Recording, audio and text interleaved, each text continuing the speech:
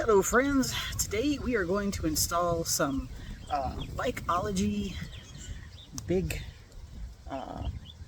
footboards for the driver. This should be relatively easy. All I should have to do is take out a cotter pin, which is under there, and pull out this little pin here and make sure I keep the spring, and pop those on. These come with a lock nut on the back. I don't know if I'm going to use that or go back to the cotter pin. I guess it just depends on if I lose that or not. So hopefully you can see what I'm trying to do here. My hand's going to be in the way, but I'm sorry, I can't do anything about that. That little pin there. Oops.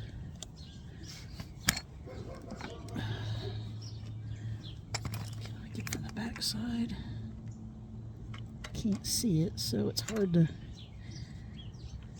know exactly what I'm doing here. Back to this.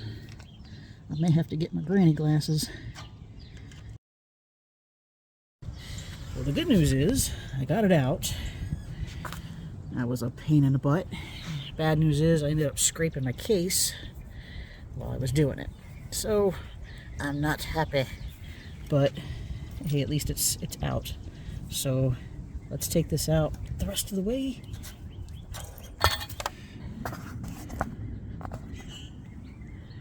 It's going to slip in like so. And I'm doing this one-handed, so it is awkward. This is a number 6 Allen wrench, which you'll need for the head of this, and a 13 metric, so 13 millimeter wrench for the lock washer, or lock nut. Alright, let's see. Nope, I need that on. Do I need that on there, or the bottom? Let's put it on here. I'm not left-handed. Alright, get that in.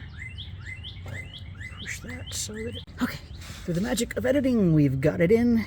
And now all we have to do is put this on.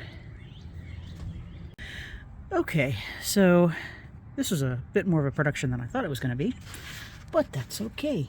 So don't forget to put the spring in the middle here. And when you tighten this down onto the lock washer, typically the rule of thumb is you should have at least 3 threads showing at the bottom.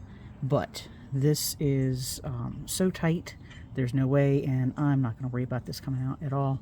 It's fine. I can feel the bottom of the threads here.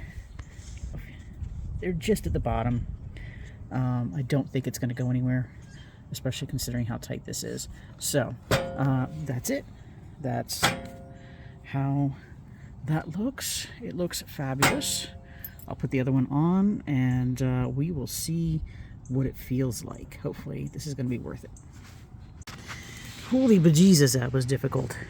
So this side, again, I could only get it down to having the threads just be flush with the bottom of the nut before it got too tight. And this spring would not let the bolt through the way it was originally set. So I had to bend this piece at the end almost flat in order for it to allow the bolt to slide through everything. It was a pain in the ass. But it's done. We got it done. And it's on. And huzzah! I'm happy. That's nice. Over here, I can still do that, and I've got a good solid place to put my feet on both sides, and I can even move them back a little bit. It's not super comfortable here because that hits my calf, but that is freaking amazing. So 100% definitely recommend getting the large footboards from Bykology. definitely worth a purchase. It's goodbye. Yeah, go do it. Okay, it should be noted that they provided a bonus of the protection plate and an oversized brake pedal, which I like the smaller brake pedal. I'm not going to put that on, but I think I will put this on right here. So what we're going to do is take those two off and put this over, and we should be good to go. This is a couple of 10mm bolts here, which I think they've got some good Loctite on. Let's put this on here. Oops. I am not left-handed. Oh, lordy. Okay, I'll use both hands on this. Okay, so if you are not strong like me and you need a little extra oomph, you can take a larger wrench and just do a little alligator kiss right there, and that gives you extra leverage to be able to turn the bolts. Yeah, much better. Alright, I'm going to finish this and then show you the result in a minute.